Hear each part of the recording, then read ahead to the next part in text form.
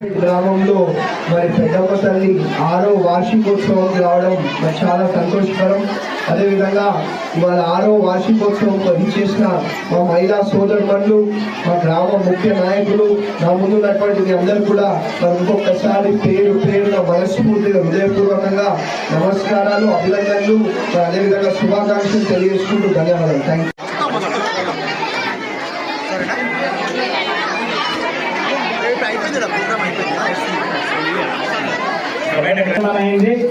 మరి వారు ఇప్పుడు ఎమ్మెల్యేగా రావడం మన అదృష్టంగా భావించాలి. అలాగే వారి యొక్క సందేశాన్ని ఒక 2 నిమిషాలు ఇవ్వవలసిందిగా మనది.